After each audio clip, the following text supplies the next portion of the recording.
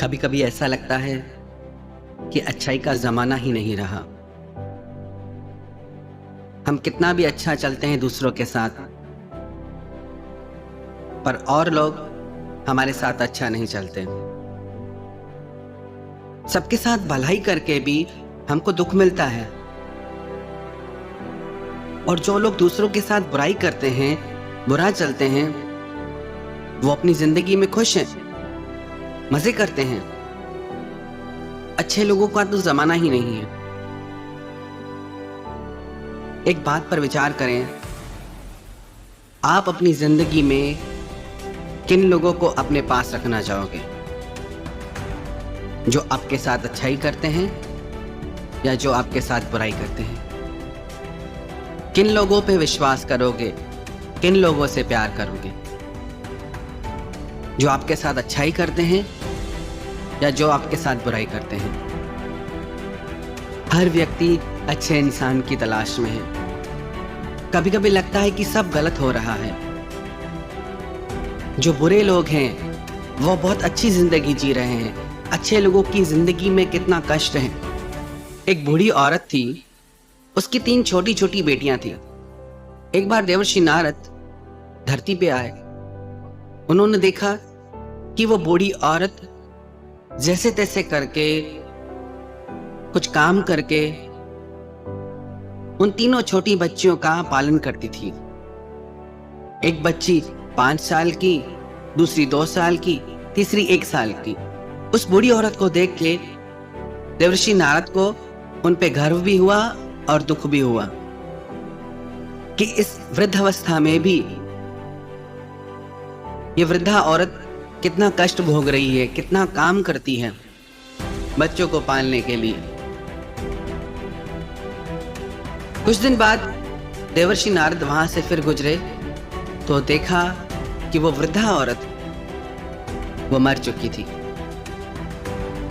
ये देख के उन्हें भगवान पे बड़ा गुस्सा आया कि भगवान दुनिया को चलाना जानते ही नहीं। जिन लोगों की कोई जरूरत नहीं वो कितना जीते हैं। इन 3 छोटी कन्याओं का इसके सिवा कोई था भी नहीं। भगवान ने इसे ही मार दिया। ये तीनों अनाथ हो गई। एक ही सहारा था इनका, उसे भी छीन लिया। बहुत गुस्से में भर के वो भगवान के पास आया और भगवान से कहने लगा कि भगवान, आपको दुनिया चलाना नहीं आती। सब कुछ उल्टा पुल्टा चल रहा है। 3 छोटी कन्याएं जिनको एक वृद्धा महिला पाल रही थी, एक ही सहारा थी उनकी, आपने उन्हें भी मार दिया। जिनकी जिंदगी का कोई अर्थ नहीं, वो कितना जीते हैं। अब उन 3 बच्चों का क्या होगा? आपको दुनिया चलाना नहीं आता। आप अपनी मन मर्जी से हर काम करते हैं। धरती पे जाओ, लोगों को देखो, उनकी जिंदगी में झांको तो पता चले कि वो कैसे जीते हैं। भगवान बोले, नारद, मुझे कुछ भी बोलने से पहले तू एक बार फिर जा और उन 3 कन्याओं को देख के आ। बहुत गुस्से में था, पर वो भगवान की बात मान के वापस धरती पे आया और उसने देखा वहां वो 3 कन्याएं थी ही नहीं। नारद को अभी बहुत दुख हुआ कि उन 3 कन्याओं के साथ क्या हो गया। कोई उनका अपहरण करके ले गया, किसी ने उनके साथ कुछ गलत कर दिया, और उसे गुस्सा आने लगा। फिर उसने किसी पड़ोसी से पूछा कि यहां 3 कन्याएं रहती थी, वो कहां गई? तो उस पड़ोसी ने बताया कि उन 3 कन्याओं की मां की मौत हो गई। वो 3 कन्याएं बिलख रही थी, रो रही थी। फिर शहर की रानी यहां से गुजरी। इन 3 छोटी कन्याओं को रोता देखकर उसे दया आ गई। उसने उन 3 कन्याओं को गोद ले लिया। अब वो 3 राजकुमारियां बन गई है। जब नारद को यह बात पता चली तब उसे समझ में आया, कई बार जो चीज हमें गलत दिखती है उसके पीछे भी कोई कारण होता है। हमें लगता है कि ऐसा क्यों होता है हमारे साथ ही ऐसा क्यों होता है। इतना अच्छा चलने के बाद भी हमें ही दुख क्यों मिलता है? जरूर परमात्मा ने आपके लिए कुछ बेहतर सोच रखा होगा। जरूर भगवान ने आपके लिए कुछ सुंदर सोच रखा होगा। एक भक्त भगवान के मंदिर में गया और भगवान से कहने लगा कि भगवान, आप सारा दिन खड़े रह के मंदिर में थक जाते होंगे। आज ऐसा करो कि आप आज घूम के आओ कहीं, मैं आपकी जगह खड़ा हूं। भगवान बोले ठीक है, तू यहां खड़ा हो जा, पर याद रखना कोई भी अपनी शिकायत लेके आए, कुछ भी यहां हो रहा हो, पर तुम कुछ बोलना मत, बीच में मत पड़ना। वो बोला ठीक है भगवान, मैं चुप ही रहूंगा।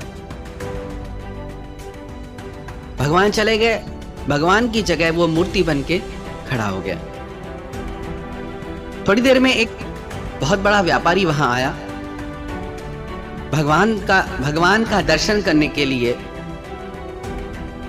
जैसे ही वो झुका तो उसका पर्स वहीं गिर गया। वो वहां से चला गया।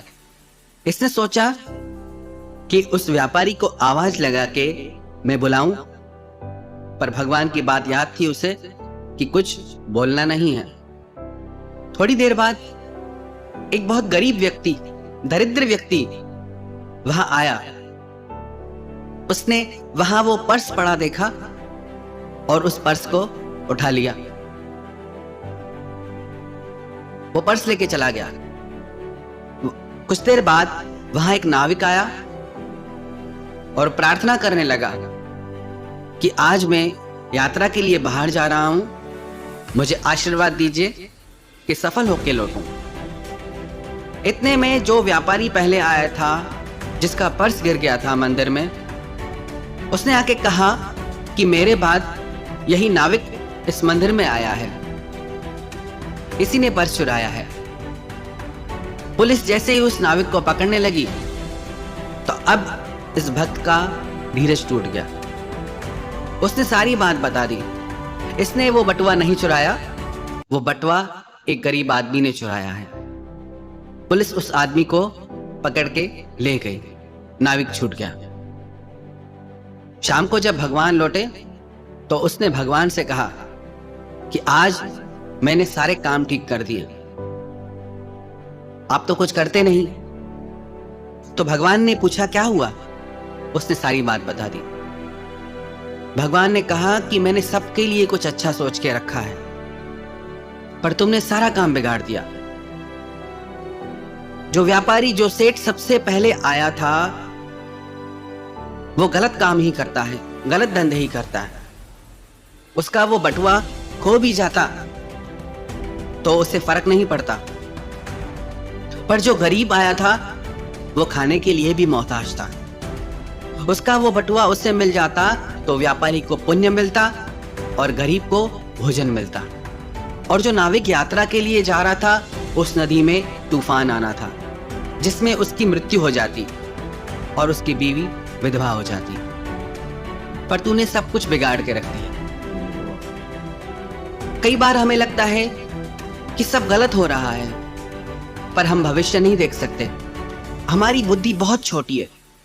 जो वर्तमान काल में दिखता है, जो सामने दिखता है, बस वही सच लगता है। उसके आगे कुछ सोच ही नहीं पाते, उसी में ही उलझ के रह जाते हैं कि ऐसा क्यों हुआ। हम कभी ये सोच ही नहीं पाते कि इसमें भी कुछ अच्छा हो सकता है। एक बार एक पति पत्नी नाव में घूम रहे थे। नदी का पानी बढ़ने लगा। ऐसा लग रहा था कि नाव डूब जाएगी। पत्नी डरने लगी।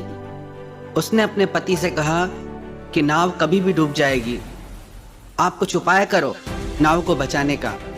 उसके पति को जैसे कोई चिंता ही नहीं थी, कोई फर्क ही नहीं पड़ रहा था। तो उसकी पत्नी ने बोला कि कुछ करो, नाव डूब जाएगी, पानी बढ़ रहा है। उसके पति ने एक तलवार उठाई और अपनी पत्नी के गर्दन पे रख दी। उसकी पत्नी बोली कि यहाँ नाव डूबने को है और तुमको मजाक लगी है। तो उसके पति ने पूछा, तुझे डर नहीं लगता कि मैंने तेरी गर्दन पे तलवार रख दी है? उसकी पत्नी बोली, तुम मुझे अपने प्राणों से भी अधिक प्यार करते हो, तुम क्या तलवार चलाओगे मुझ पे? तो उसका पति बोला कि जैसे तुझे मुझ पे विश्वास है कि मैं तुझे दुख दे ही नहीं सकता, ऐसे ही मुझे भगवान पे विश्वास है कि भगवान मेरे साथ कभी बुरा कर ही नहीं सकते, चाहे कैसी भी परिस्थिति आ जाए, पर वो मुझे बड़े से बड़े दुख से बाहर निकाल देंगे। और यही विश्वास हर व्यक्ति को अपने जीवन में लाना है। परिस्थिति चाहे कैसी भी आ जाए, पर उस परिस्थिति से बाहर हमको भगवान ले आएंगे। बात यह नहीं कि आपके जीवन में सुख है या दुख है, बात यह है कि आपके दिल में चैन और सुकून है या अशांति और बेचैनी से आपका चित्त घिरा हुआ है। यदि आप धर्म के मार्ग पे हैं, यदि आप सत्य के मार्ग पे हैं, आपके मन में एक प्रसन्नता का, आनंद का और शांति का भाव सदैव बने रहेगा, चाहे बाहर कैसी भी परिस्थितियां आ जाएं। तो जीवन में दुख आए, घबराएं नहीं हम, बस एक बात याद रखें, भगवान हमारे लिए कुछ बेहतर सोच रहे हैं, कुछ अच्छा होने वाला है।